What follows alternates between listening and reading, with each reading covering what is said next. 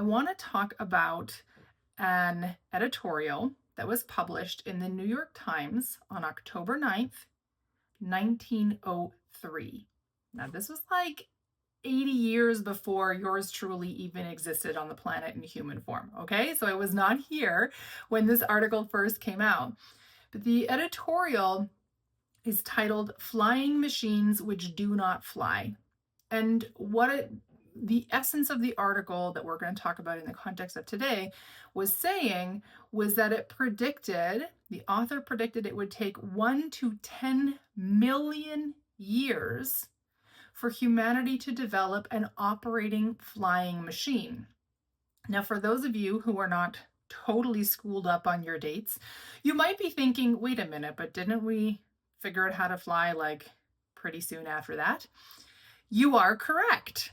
On December 17th, 1903, so that's like 2 months and a week later, the Wright brothers first successfully achieved their flight. All right, and as you know, now we fly all over the world, but we fly easily, we fly effortlessly for the most part. Don't get me started on going through customs. I know everybody has their own funny little experience of going through security, but the act of flying, of getting into the plane, sitting on the plane, being transported from one place to another place very far away is very easy for us. It doesn't take a huge amount of effort. We don't have to employ an enormous amount of trust, because the truth is there are millions of flights every year.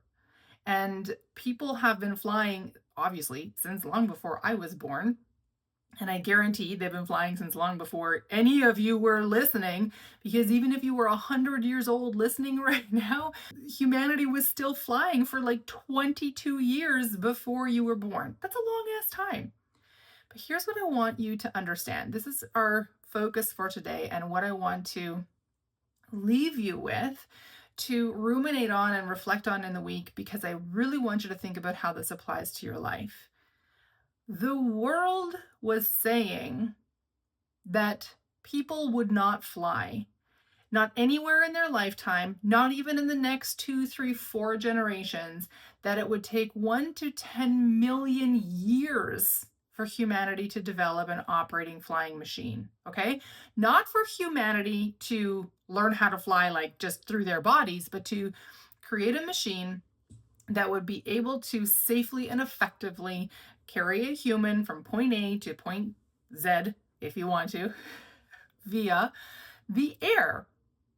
Now, just over 2 months later, we've had the first ever marking of this happening. This is really easy today to point back to and say, oh, isn't that silly? Those humans didn't know what was going on. But I can almost guarantee if you had asked anybody, just like regular Joe Blow on the street, Jane Smith walking around, if they thought that it would be not just possible, but likely, maybe I want to say that the other way around, not just likely, but possible, that somebody would be able to fly in a year, in 5 years, in 10 years, the vast majority of people would say, no, of course not. What are you, flying? Humans aren't meant to fly. That's ridiculous. If we were meant to fly, we would have been born with wings. I've heard that before. When it comes to looking back to things, I'm in this oh my gosh, there's going to be a day, we'll see if I still have the podcast at this point when this day comes, but I'm sure there's going to be a day in my life where I'm going to look back at this precise moment in time right now in my life and go, oh, see, it was completely working out. And everything that was going on and all the things that I was feeling and all the doubts and the fears and the crap and the whatever was all perfectly aligning, because now look at what has showed up in my life. And that is a direct result of that experience that I had in 2023, 24, 25. But in the meantime, there is no guarantee. The world can easily look at me and look at my life and say, Amy, you're not anywhere close to where you want to be. And it's very unlikely that it's going to happen because there's very little proof in your life to say that where you're going or where you're intending to go is actually showing up. All right.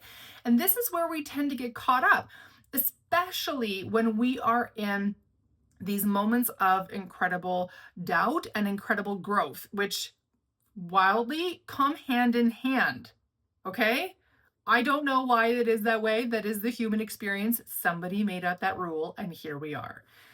When we are in this period of growth, this period of expansion, it is also very often the time when we feel the most amount of doubt. And then when we're already feeling doubt and fear and worrying of like, is this actually even going to come together? Well, then the world goes, of course it ain't, sweetheart. Get your ass into a job, get into a marriage, get into a gym, pick whatever it is that, seems like the most, air quotes, responsible place for you to be in this part of your life. And that's what the world is going to point to you and say, why aren't you doing this thing? If you want to be good at sales, why aren't you taking a selling and marketing course? If you want to be, I don't know, like a tech billionaire, why aren't you learning how to code?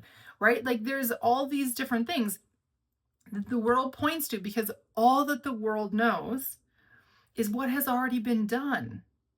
That's what it knows. On December 16th of 1903, the entire world would have said flight isn't possible. Sounds cool, really excited if that ever happens, but very likely not going to happen, and definitely not in my lifetime. On December 18th, 1903, the world now had an example and 24 hours to integrate that example of the fact that flying can actually work. The problem is we look to the world for feedback, for inputs, for some kind of tangible thing that we can grab onto when nothing around us feels tangible, when the thing that we are working on, that we are creating, that we are pursuing is like, it feels like it's close, but it hasn't quite coalesced. So we look into the world to say, can someone say to me, can someone reaffirm for me that this is actually going to work? But the world can't do that because all they can do is point to what has happened before. Here's where it gets really tricky for us. If what has happened before is something that you have never done, there's nowhere for the world to point to. If you have never before ridden a horse and you have a dream that you're going to be an Olympic level equestrian rider and you're like 40, right? The world is going to say, well, that's a cute dream. And hey, props to you for trying. And you'll get all of the jargon and the bullshit that drives me crazy. That's like, you can do anything you put your mind to, and like never give up and never surrender, and like fuck around and find out and go do the thing. And that all sounds awesome until you are the one falling off on your ass over and over and over. Your butt hurts, your legs hurt, your ass hurts. If you've ever ridden a horse, I will tell you that like you will discover dimensions of your butt that you did not realize were a thing. This is a weird example. I don't know why we're talking about butts, but I'm going to roll with it. Because sitting in the saddle requires a whole different set of muscles, and being able to move the horse with your legs requires a whole different set of muscles. And every time you fall off, and you will fall off, that's just part of it. When I was learning how to ski, I fell a lot. I still fall sometimes now. And the funny thing is now, not that anybody tries to fall, or most of us try not to fall, but I do want to be mindful that like I don't fall into like a grove of trees, right? So I'm always paying attention, but my skill level has come up, and that skill level has come up because I have fallen, and I have also learned how to fall.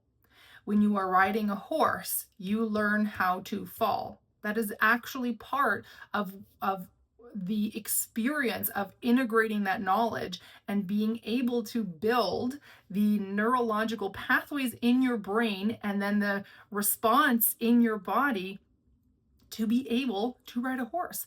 That's how that works.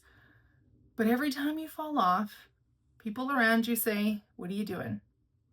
Every time you fall off, the world goes, "All right, get up. You can keep doing it. Just keep going." But the problem is that when we are in the dirt and our ass fucking hurts, and maybe we've broken our leg, or maybe we broke our wrist, or who knows, or you've been at this for a year or 2 years or 10 years, and you just feel like you keep finding yourself in the fucking mud, and you're like, when is this going to actually work out? We look to the world for some kind of encouragement. We look to the world for some kind of motivation, somebody to say to us, "You got this, it's going to be okay." And somebody might say that to you, but they don't know. And the world cannot tell you that it's going to be okay. There are examples like the 4 minute mile. Before, I can't remember who it is that broke the 4 minute mile, but before whoever it was that broke the 4 minute mile, it was believed that humans could not run that fast, that your body would physically fly apart. And then one person did it, and now the world could point and go, "Well, hey, just a minute, somebody can do this." And now people run less than a 4 minute mile all the time. Not me. My body might fly apart if I tried to do that. I'd certainly fly off the freaking treadmill. I'm just going to say that right now, okay? We want this proof, but sometimes, and I think honestly very often, we become our own proof. The challenge is, how do we trust in that when we are actively trying to make it work?